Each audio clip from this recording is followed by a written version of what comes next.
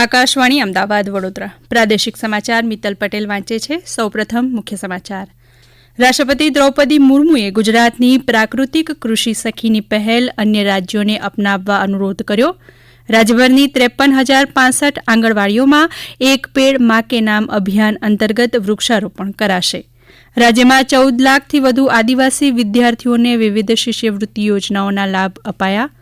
Mission 3 million trees અભિયાન અંતર્ગત અમદાવાદ શહેરમાં માત્ર 45 દિવસમાં 20 લાખથી વધુ છોડનું વાવેતર.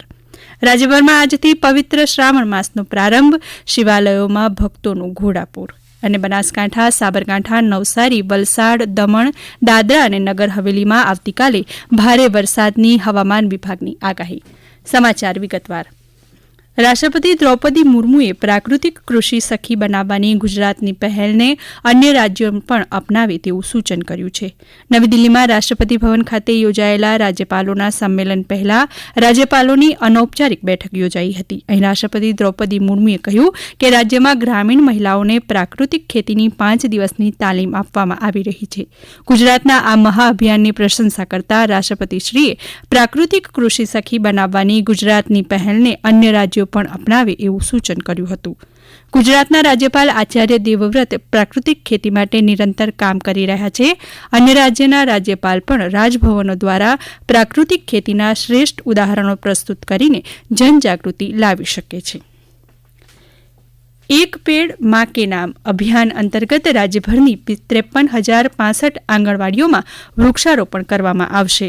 આ અભિયાનમાં સમગ્ર રાજ્યની આંગણવાડીઓમાં કુલ 3,15,000થી વધુ વૃક્ષો વાવવામાં આવશે. મુખ્યમંત્રી ભૂપેન્દ્ર પટેલે ગાંધીનગરમાં સેક્ટર 3A ની આંગણવાડીના બાળકો સાથે વૃક્ષ વાવી આ અભિયાનનો પ્રારંભ કર્યો હતો.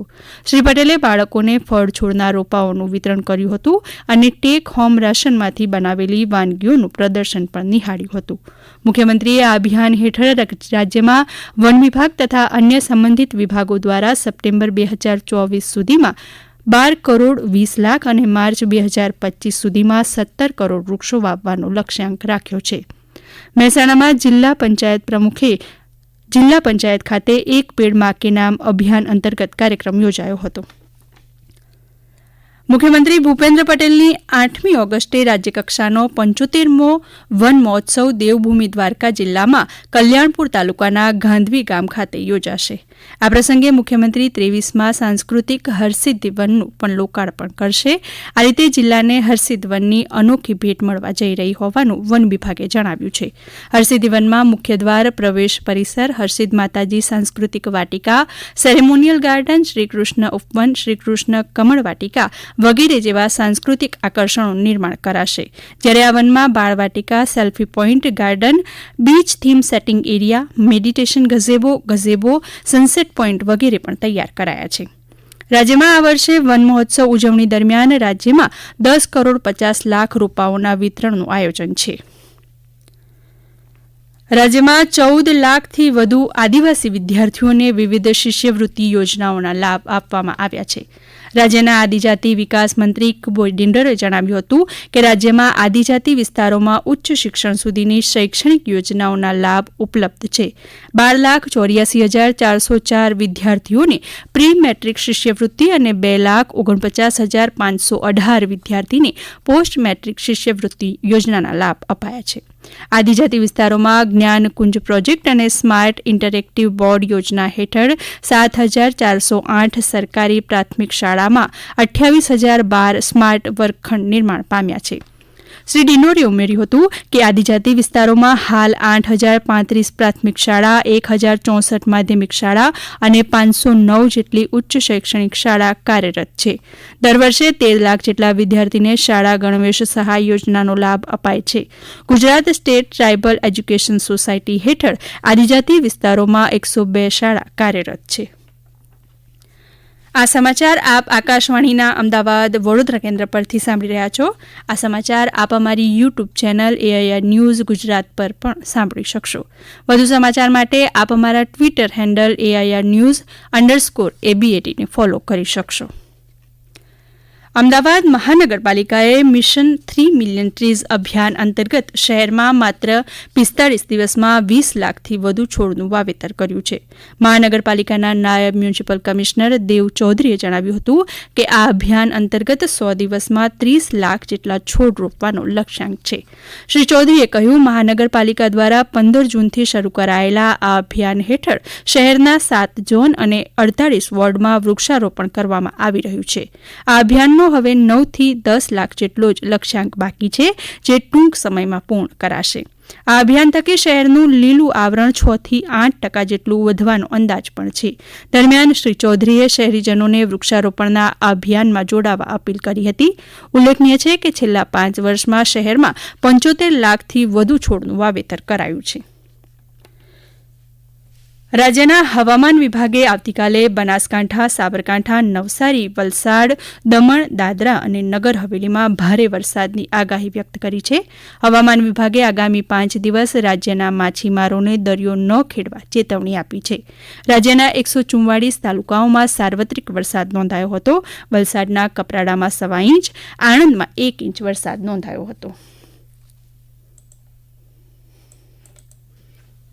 करेंगे तो कल के लिए बनासकांठा, साबरकांठा, नवसारी, वलसाड़, दमन और दादरा नगर हवेली के लिए हैवी रेनफॉल की वार्निंग है. और थंडरस्टॉर्म वार्निंग की बात करेंगे तो गुजरात स्टेट के सारे डिस्ट्रिक्ट कवर है, जिसमें आने वाले 2 दिनों के लिए थंडरस्टॉर्म की वार्निंग है. और फिशरमैन वार्निंग की बात करेंगे तो आने वाले 5 दिनों के लिए फिशरमैन की वार्निंग है एंटायर गुजरात कोस्ट के लिए. और जो विंड की स्पीड होगी वो 35 से 45 kmph और साथ में जो गस्टी विंड होगी वो 55 kmph के आसपास रहने का पूर्वानुमान है. વલસાડ જિલ્લાની ઓરંગા નદી પાસે આવેલા હિંગરાજ ગામમાં 7 લોકો ફસાઈ ગયા હતા. રાષ્ટ્રીય આપદા પ્રતિભાવ દળ એનડીઆરએફની ટુકડીએ મોડી રાત્રે ત્યાં પહોંચી ફસાયેલા તમામ લોકોને સલામત રીતે બહાર કાઢ્યા હતા. તાપીની અંબિકા નદીમાં વરસાદને પગલે પાણીની આવક વધવાથી નદી કિનારાના આસપાસના ગામોને તંત્ર દ્વારા સાવચેત રહેવા જણાવાયું છે. ઉત્તર પશ્ચિમ રેલવેના જોધપુર મંડળમાં ભારે વરસાદને કારણે કેરળ પારી મારવાડ યાર્ડ વચ્ચે પણ પાણી ભરાવાને કારણે રેલવે વ્યવહાર ખોરવાયો છે. અમદાવાદ મંડળના જનસંપર્ક અધિકારી જીતેન્દ્રકુમાર જયંતે કહ્યું, આજની જોધપુર સાબરમતી એક્સપ્રેસ અને સાબરમતી જોધપુર એક્સપ્રેસ મોકૂફ રાખવામાં આવી છે. આજથી પવિત્ર શ્રાવણ માસનો પ્રારંભ થયો છે. શ્રાવણ મહિનાના પ્રથમ દિવસે આજે સોમવારે પ્રથમ જ્યોતિર્લિંગ સોમનાથ મંદિરમાં વહેલી સવારથી શ્રદ્ધાળુઓ દર્શનાર્થે આવ્યા હતા. મંદિરના પરિસરમાં પાલખી યાત્રામાં મોટી સંખ્યામાં ભક્તજનો જોડાયા હતા. શ્રાવણ માસના પ્રથમ સોમવારની સંધ્યાએ સોમનાથ મહાદેવને વિશેષ બિલ્વપત્ર શૃંગાર કરાયો છે. જય સોમનાથના નાદ સાથે સમગ્ર મંદિર પરિસર ગુંજી ઉઠ્યું છે. સોમનાથથી વધુ માહિતી આપે છે અમારા પ્રતિનિધિ. 12 જ્યોતિર્લિંગોમાંનું પ્રથમ જ્યોતિર્લિંગ સોમનાથ મહાદેવના સાનિધ્યમાં આજથી પવિત્ર શ્રાવણ માસનો પ્રારંભ થઈ ચૂક્યો છે. ત્યારે વહેલી સવારેથી જ ભક્તોના ઘોડાપુર સોમનાથ મહાદેવના દર્શને ઉમટી પડ્યા છે. આજે વહેલી સવારે 4 વાગ્યાથી જ મંદિર ખુલતાની સાથે જ લોકો બિલીપત્ર અને ગંગાજળ લઈ સોમનાથ મહાદેવના દર્શન કરવા પહોંચ્યા હતા. ત્યારે સોમનાથ ટ્રસ્ટ દ્વારા પણ આગામી આયોજનના ભાગરૂપે સોમનાથ ટ્રસ્ટ દ્વારા સુશોભિત આયોજન કરેલું છે. તેમજ પોલીસ તંત્ર દ્વારા કડક બંદોબસ્ત ગોઠવી દેવામાં આવેલો. રાજેશ ભજગોતર, ગીર સોમનાથ. શ્રી સોમનાથ ટ્રસ્ટ તરફથી ટ્રસ્ટી જેડી પરમારના હસ્તે 30 દિવસના અવિરત મહામૃત્યુંજય યજ્ઞનો પ્રારંભ કરાયો હતો. તેમજ શ્રાવણની પ્રથમ ધ્વજાનું પૂજન પણ કરાયું હતું. શ્રાવણ મહિનાના પહેલા દિવસે આજે રાજ્યભરના શિવાલયોમાં ભક્તિમય માહોલ જોવા મળ્યો હતો. દેવભૂમિ દ્વારકા જિલ્લાથી 16 કિલોમીટર દૂર દ્વારકા તાલુકામાં આવેલા નાગેશ્વર જ્યોતિર્લિંગમાં ભક્તોની લાંબી કતાર લાગી હતી. ભરૂચથી અમારા પ્રતિનિધિ વાહિદ મશદી જણાવે છે કે ઝાડેશ્વર નીલકંઠેશ્વર મહાદેવ મંદિરે નર્મદાનું જળ લઈ કાવડ યાત્રીઓએ શિવ મંદિરની પ્રદક્ષિણા કરી હતી. 400થી વધુ કાવડ યાત્રીઓએ નર્મદાના જળ લઈ ઝાડેશ્વર નીલકંઠ મહાદેવ મંદિરની પ્રદક્ષિણા કરી ત્યારબાદ અંકલેશ્વર ખાતે આવેલા શિવ મંદિરમાં જળાભિષેક કર્યો હતો. ભરૂચ જિલ્લા કલેક્ટરે આજે કંબોઈ સ્તંભેશ્વર મહાદેવના દર્શન કર્યા હતા. દીવથી અમારા પ્રતિનિધિ ભારતી રાવલ જણાવે છે કે દીવના ગંગેશ્વર મહાદેવનું મંદિર પણ 5000 વર્ષથી વધુ પુરાણું હોવાનું તેમજ તેની સ્થાપના પાંડવો દ્વારા કરાઈ હોવાનું મનાય છે. આ પાંચેય શિવલિંગને રોજ સમુદ્ર અભિષેક કરે છે. અંતમાં મુખ્ય સમાચાર ફરી એકવાર. રાષ્ટ્રપતિ દ્રૌપદી મુર્મુએ ગુજરાતની પ્રાકૃતિક કૃષિ સખીની પહેલ અન્ય રાજ્યોને અપનાવવા અનુરોધ કર્યો. રાજ્યની 53,065 આંગણવાડીઓમાં એક પેડ માં કે નામ અભિયાન અંતર્ગત વૃક્ષારોપણ કરાશે. રાજ્યમાં 14 લાખથી વધુ આદિવાસી વિદ્યાર્થીઓને વિવિધ શિષ્યવૃત્તિ યોજનાના લાભ અપાયા. મિશન 3 મિલિયન ટ્રીઝ અભિયાન અંતર્ગત અમદાવાદ શહેરમાં માત્ર 45 દિવસમાં 20 લાખથી વધુ છોડનું વાવેતર. રાજ્યભરમાં આજથી પવિત્ર શ્રાવણ માસનો પ્રારંભ. શિવાલયોમાં ભક્તોનું ઘોડાપુર. અને બનાસકાંઠા, સાબરકાંઠા, નવસારી, વલસાડ, દમણ, દાદરા અને નગર હવેલીમાં આવતીકાલે ભારે વરસાદની હવામાન વિભાગની આગાહી. આકાશવાણીના અમદાવાદ વડોદરા કેન્દ્ર પરથી પ્રાદેશિક સમાચાર પૂરા થયા.